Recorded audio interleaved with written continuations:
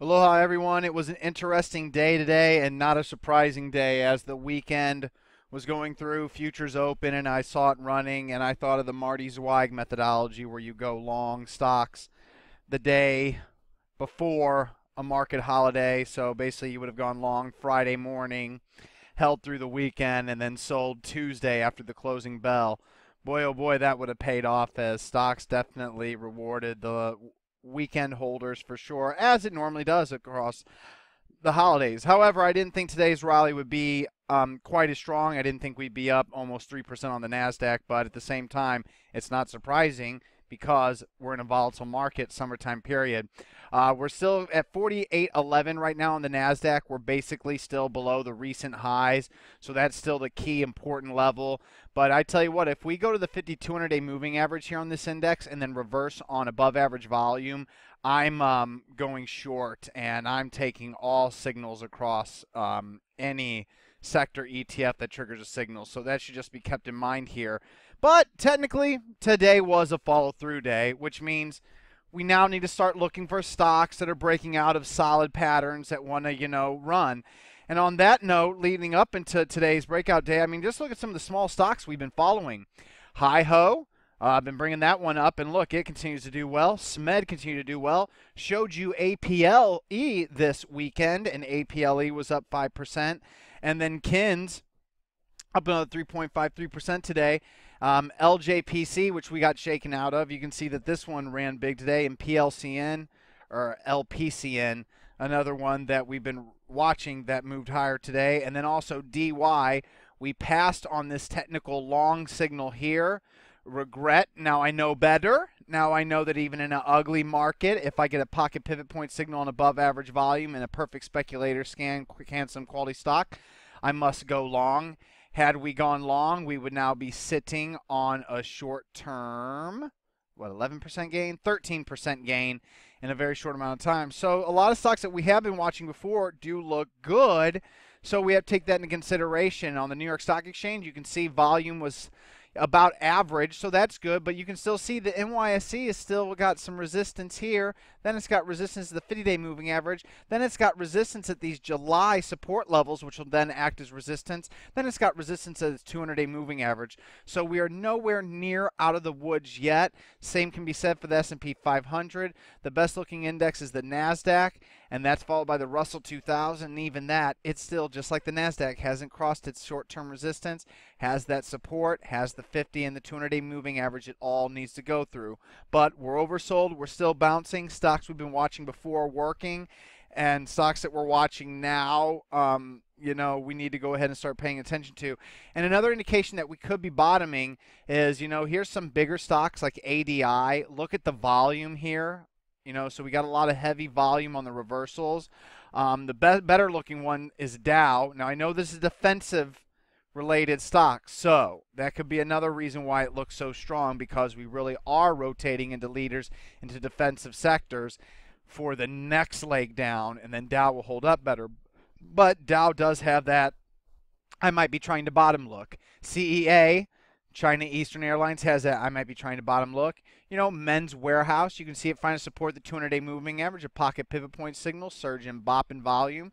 So all indicative of a market that might be trying to bottom. Nothing for yet. Marsh & McLennan, another big insurance stock. And then look at Charles Schwab. Charles Schwab made a low, heavy volume, then started to reverse on bigger accumulation today. Very large accumulation as it retakes its 200-day moving average. So we might be bottoming, but we might not. And that's the actual correct way to analyze this market. To say that this market is definitely going to be bullish or it's definitely going to be bearish is foolish. It's very, very stupid, because at the same time, while we look at these stocks that could be bottoming, some of the stronger stocks now look like they might be trying to top. Look at EFOI. It looks like it's finally going a little climactic here, and then beat same similar situation. We've been watching those for a while, and EROS looks like it's finally trying to break down, which is another short pattern that we've been watching for a while. So it isn't crystal clear out there. It's still very mixed, but there are better stocks showing up, And on that note, we do have some new long positions. So, flagged a few stocks. ATVI, I like the way it's consolidating. Was just added to the S&P 500, I do believe. It's consolidating. If it can keep going sideways, that Maxstream BOP, this one will be a future long. Stocks like Rare, even though I can't go long yet because there's no pocket pivot point signal, retook its 50-day moving average. It's a CanSlim, perfect speculator scan quality stock. EGRX, same similar situation. ZSPH, similar situation, blew off the 200-day moving average. So these biotech stocks might be trying to, wake up again. But the fact that we do still have some nicer patterns out there that are trying to form, is a positive. And that being said, that then leads us to one of our new long positions, Molina Healthcare. Molina Healthcare is a CanSlim quality stock and a perfect speculator scan quality stock. It just missed being confirmed in the price volume BOP scan, so there is no increase in the long position. But now that we're under fall through day, it can be more than 1%. So 1% for CanSlim, 1% for perfect speculator scan. I'm actually going to use 3 cut loss levels. The first one's going to be below today's low of day, 74.32. Then I'm using this level of 71.25, and then using this ultimate final sell stop level at 69.90. You can use 1, none, 3. Come up with your own. Maybe use the day before's low day, 72.87. I'm just telling you what I'm doing. So I'm splitting it up into thirds because how volatile the market is. If the market's so volatile, I'm not sure if it pulls back, if that means it's really sick. It could easily reverse. So instead of 2 or 1 sell stops, I'm going to have 3. And then also, I want to buy back HCKT, and I'm going to regret it, so I don't recommend anyone making this trade. You got to realize that HCKT was a long position here. This was our initial long signal, I do believe. I mean, I could be wrong, but I'm pretty sure it wasn't back here. I would have to look. It very well could have been, though. I might have gone long back here. But either way, this was the first real long signal. Hey, I can just go look in my diary. I got it open really quick. Sorry, everybody, but I just want to make sure, just out of my own personal curiosity. That's 618. HCKT, so it does look like this was the first long date right here. So we went long HCKT, nice strong BOP, good price action. All was going well at first, but then it gave me an ad signal, and this is where the problem came. It wasn't a strong ad signal, but I did buy the breakout, started to reverse, so we started to start cutting losses. Then it looked like it wanted to retake the 50-day moving average, so I rebought it back, immediate failure, and then it happened to cut below the ultimate lows at 1221, which took me out of basically most of the position.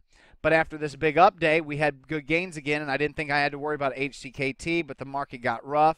Moved my final sell stop to below the 1310 level. Unfortunately, got taken out this day, but as you'll notice, at 1229, it was above the final sell stop level, 1207. So I should technically still be in long this stock, you would think. Wrong, because I would have then have moved my final sell stop following this Monday's action to 1229, and as you can see on the 27th, it hit 1215, which would have knocked me out. But HCKT came back, didn't buy it here because BOP fell, didn't add back to it here because BOP fell, and didn't close at its highs, but today starting to break out, so I'm going to go ahead and add back. It's basically 1% of my account capital is going to HCKT.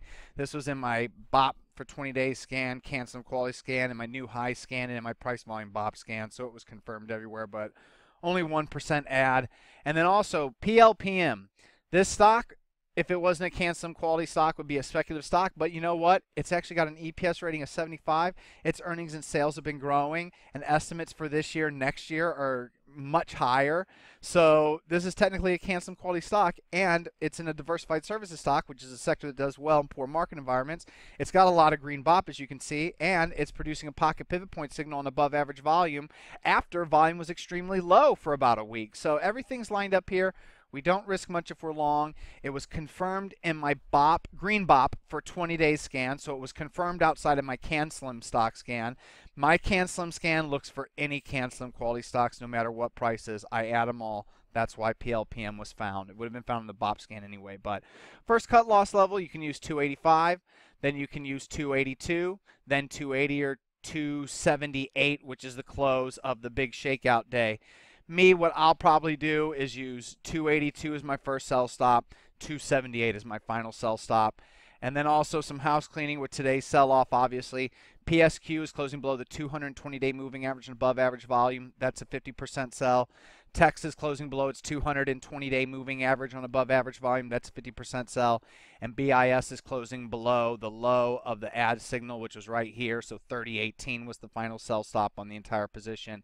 It did that, but it also hit some of my other sell stop levels, which was 29.59. So that, after today, before I go long, leaves me about 90% cash. But following today, I'll be about 85% cash.